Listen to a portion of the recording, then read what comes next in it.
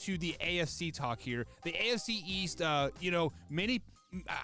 think many people are sleeping on the AFC East this season, but we are going to start with the Buffalo Bills. They had a magical run last season. They fell short to going to the Super Bowl. Surprise, surprise, surprise for the Buffalo Bills fans there. You guys love losing in the championship games.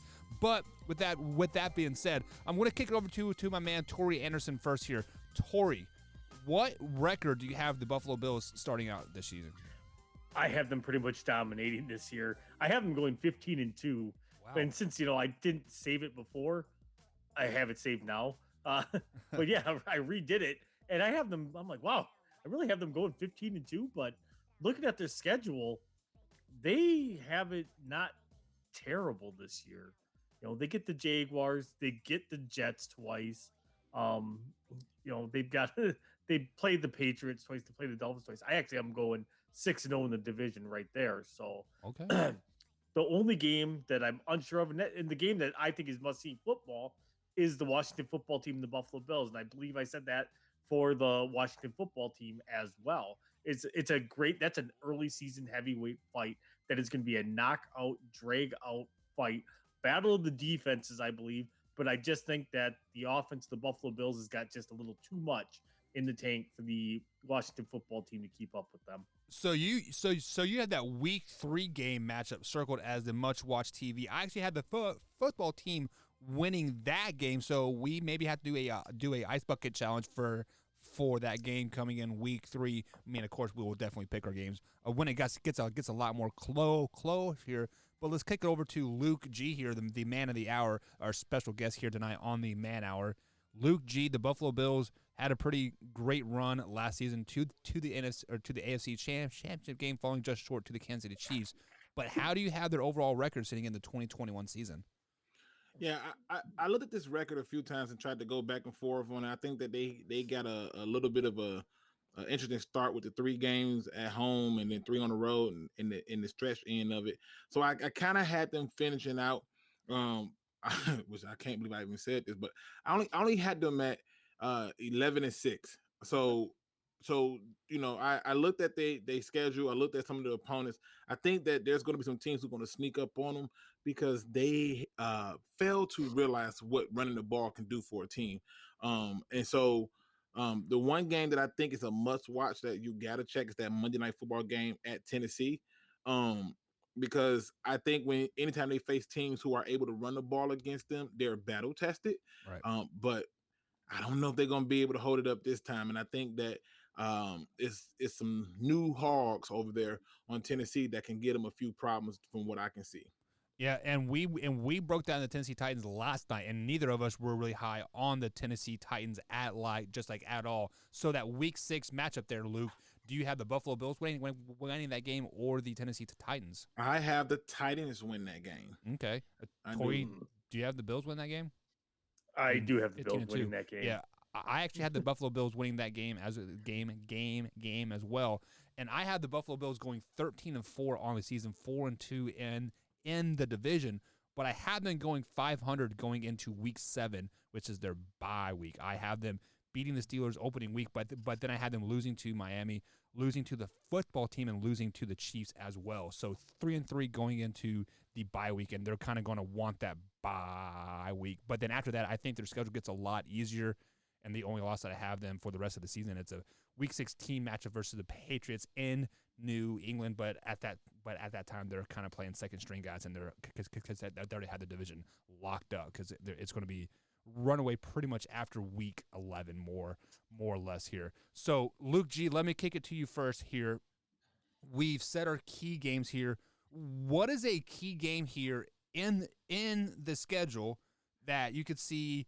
Maybe the Bills are the best team in the AFC, or they fall out of the playoffs. Like, what game do you see on the schedule that is a must-win game? So, one of the things I always look at is where they travel to, where they go, who they play in those travel games. For me, the must-win game that I think kickstarts it, if they're going to have a kickstart that you talk about, is the Indianapolis Colts. Yep. Again, another team that can run the ball very well. They've added Carson Wentz. they've added some very good free agents and draft picks that I think can really bring something to the table for them. And I rarely bet against Frank Reich. So to me, if they're going to kickstart that run that you're talking about, then you're talking about them really showing it at home against the Colts. Yeah, and Carson Wentz as a top 10 quarterback going into the 2021 season, so that would definitely be a true test for them. As Tori's shaking his head, what are you shaking your head about there, Tori? Carson Wentz is not a top 10 quarterback. Yeah. Oh, I puked in my throat and just choked on it. I was like, what did he just say again? Why does he do this to us? When Carson Wentz wins the MVP this year, you'll thank me later. What do you want to put on that one? I will take the field on that one all day long.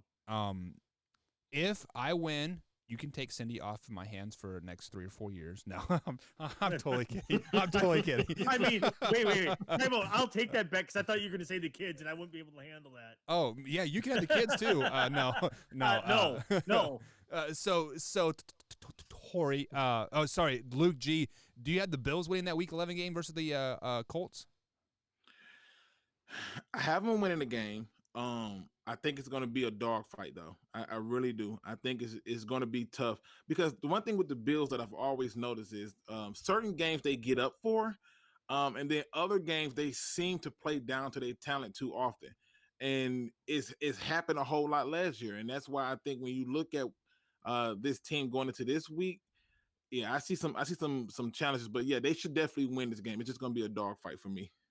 Yeah, I mean, playing at home it is huge there. So, Tori, just a quick answer here. Do you have the Bills beating the Colts Week 11? Yes, because I have the Colts going 8-9 this year now. Oh, that's right. I forgot about that. I am not high on the Colts at all. You are dumb for that. I like the Colts. I like the Colts. I am just not high on them. I do not think Carson Wentz is a good quarterback. So basically what you're saying is you are going to be a closet Colts fan. So you are dating the fat girl, but you don't want anybody to know about it. Like no. You secretly think they're going to go 13-4, but they're like, 8-8. I'm going to go 8-9. I'm a Jonathan Taylor fan just because he's a Badger, and I am pulling for him to be great in the NFL. And that's I wish the Colts nothing but success. I just don't think they do it with Carson Wentz. Okay. In 3 years, they can draft Graham Mertz. So, Ruben, what is up, man? I see you in there. Big shout out to you for tuning in tonight. But Ruben says Carson Wentz is not a top 10 quarterback. So, let me ask you guys this. Since we're talking Carson Wentz, we're talking top 10 here. Give me 10 better quarterbacks than Carson Wentz in the NFL right now. Are you serious? Right now? I'm serious. All right, let's go for it. Okay. Baker Mayfield. No. Aaron Rodgers, Kirk Cousins, Tom Brady, Deshaun Watson. Yeah, that one. Matt Ryan. No. Josh Allen. Did I say Josh Allen already? No, you did, but that's it. No, Josh Allen. Nope. That's 7. No, that's 4. 7. I've said. Dak. Matt Ryan is not a top 15 quarterback right now. Baker Mayfield will take 3 steps back this season, and you'll see him his rookie year basically all over again. Justin Herbert, Jimmy G, Matt Stafford, Russell Wilson, Kyler Murray, David. I would put David Carr over Carson Wentz. Are you starting from the bottom up? Because I heard a bunch of 20 and 15 ranked quarterbacks in the NFL that you just named in there. Come on, Jimmy G. When has he played more than 8 games in a season, Tori? Yeah, Mahomes. Yeah, I even throw Mahomes in there. I'll give you. But still, give you Mahomes. Jimmy G. When Jimmy G's in there and healthy, he's a better quarterback than Carson Wentz. Yeah, the 2 key words there, Corey: when healthy and when in there. When is he in there? And 50% of the time. You could say the same thing about Carson Wentz, though. Carson Wentz is a China doll too. He tore his ACL one season and he's been in there ever since. Then he broke his neck and. Well, that's because the Eagles suck, but. Because of Carson Wentz. So Luke G. I'm just going to give you 10. I'm going to give you a swift 10. Patrick Mahomes, Aaron Rodgers, Tom Brady, Russell Wilson, Matthew Stafford. I'll give you that one. Kyler Murray, Deshaun Watson, Josh Allen. Let me keep going. Let's keep thinking. Let's keep digging the well. No, it's I'm just going through the list. I want to make sure I'm fair to everybody, right? Drew says Jameis Winston. Get out of here with that. No Get out of here. No way, Jameis Winston. But I would say, let me see. God, I'm drawing blanks because I want to make sure I'm being fair to Carson. I want to be fair to Carson. But you're not, because now you're digging. And no, I'm not. It's just I want to be fair. Justin Herbert's a better quarterback than he is. So or Bear, whichever way you pronounce it. So I will give you that one, but I'm putting an asterisk by that one because I'm curious of how he does in year 2. Dak's a better quarterback. I am curious of how he does. Yeah, I will put Dak ahead of Carson Wentz. Yep, I would too. I would also put. Let me see. I would put Ben Roethlisberger ahead of him, even at this stage. Even at this stage, you got to keep in mind he's going to be put into a situation that's setting him up for success. Right. I would still put him ahead of him. I already said Deshaun Watson. I'm pretty sure I did. If not, that's kind of a given. I think Deshaun Watson's probably top 5, honestly. I do too. But I would say Jared Goff is better than Carson Wentz. Ooh. Yeah. Availability is one. He's available. Goff is definitely better than Andy Dalton. Everybody's better than Andy Dalton. Right there. Everybody's better than Andy Dalton. Andy Dalton can't be better than Andy Dalton, but he somehow is better than Andy Dalton. So let me bring up this comment here. Ruben, my man, my brother from another mother, he says Rodgers, Brady, Watson, Allen, Wilson, Mahomes, Stafford. So there is 8. So I will give you those 8, and then throw in Dak. That's 7, and Dak is 8 there. But then after that, 9 and 10, like it's kind of a. You don't think Kyler Murray's better? Oh. Lamar Jackson's a better quarterback than Lamar. I would give you Kyler. I left him off just because I know you was going to say no to Lamar. Period. So there's no reason to name him. Trevor Lawrence hasn't played a game, and he's better than Carson Wentz. Okay, this is going off the rails real quick. So we talked overall record here. We've talked some key games here, but Luke G, I'm going to kick it to you first. Who has to be a MVP for the Buffalo Bills to have them have a successful season? Oh, this is 100% easy. I know I'm gonna probably be on the outside of this thinking, but to me, the MVP for that team needs to be Devin Singletary. They need a run game outside of Josh Allen. I'm tired of them calling plays for Josh Allen to be their run game. You're not going to survive in this league with that. Nobody is afraid of your run game, and if they're going to have that, then Devin Singletary or Zach Moss, one of those two, need to start to run this ball and be more consistent in the runs that they have. Otherwise, they're going to do the same thing they did this past season and get sent home when they can't run the ball. Right. That's a great pick there, Tori. So Luke stole my pick, so I don't want to be that. I don't want to be that guy. Why? So I'll say Zach Moss. I'm just kidding, not saying Zach Moss. But I'm going to say Ed Oliver on the defense continue to emerge and become dominant. In order to keep that defense where it's been and where it's going, he needs to basically become the Reggie White of that defense. Yeah. He needs to just take over the ownership, take over the leadership. I don't know if Jerry Hughes is even going to be there after cutdowns. I think he might end up getting cut this year. But this is the year it becomes his defense. Right. This is the year it becomes, he becomes that dominant defensive player that every DC in the league knows where he is at all times on the field. Yeah, so I was actually going to go Ed Oliver as well, but I don't want to be that guy. And Jerry Hughes is getting cut because he's not getting his COVID shot. So they're see you later, big guy, right?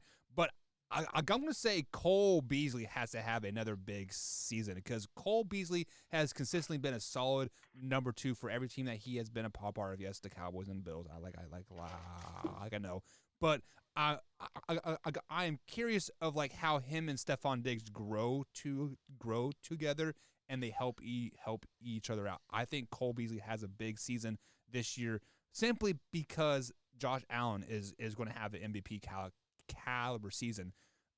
Unless Mitchell Trubisky steps up and starts breathing down his neck, and then Josh Allen is going to crumble. So we definitely probably won't see that happening.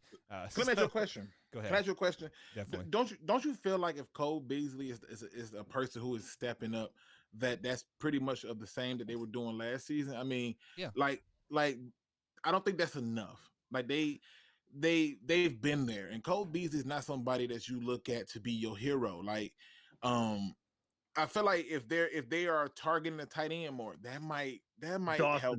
Yeah. Right, Dawson. Dawson. So 1 second here. The Buffalo Bills went 13-3 last season, right? Yes. So how much more does Cole Beasley have to step up for them to really repeat that process? Looking at their schedule, it's a pretty easy schedule. Let's just be honest. Let's call it a spade a spade. It's an easy ass schedule. So if Cole Beasley does exactly what he did last season, and they don't run into the Chiefs, they'll be perfectly fine. Yeah, but the problem is that same team. The same team in terms of yards was third in passing. So they were doing that, right? Right. And they were 20th in rushing yards and 17th in rushing attempts. That's not going to get you any wins when you're just so one-dimensional. And so if you're going to sit up there and be in asking for Cole Beasley to step up, you're doing yourself a disservice, because who is going to really be afraid of you? I know you're going to be a passing team. I'm going to play the pass. Good luck with the run. You know who is going to be afraid of you? Who's that? The Green Bay Packers, because they cannot stop the pass in the postseason, right? Yeah, Corey? but you only play them once, and they're not in your conference, so it don't even matter. Right. So, and this is going to just sound completely counterintuitive, but this is where I think that the addition of Emmanuel Sanders to that offense really helps them. It's going to, you got another receiver that can take the lid off, so you actually keep them from keeping another man up close to the line. You're going to have to account for Emmanuel Sanders as well when he's on the field. So you're going to have Diggs, you're going to have Sanders and Beasley. You are not doubling up on anybody. So therefore, you're going to start loosening up that running game. And the way that Devin Singletary is built, the more that the field is spread out and he could be in single back sets, the more useful he is going to be as a running back. All right. So let's go ahead and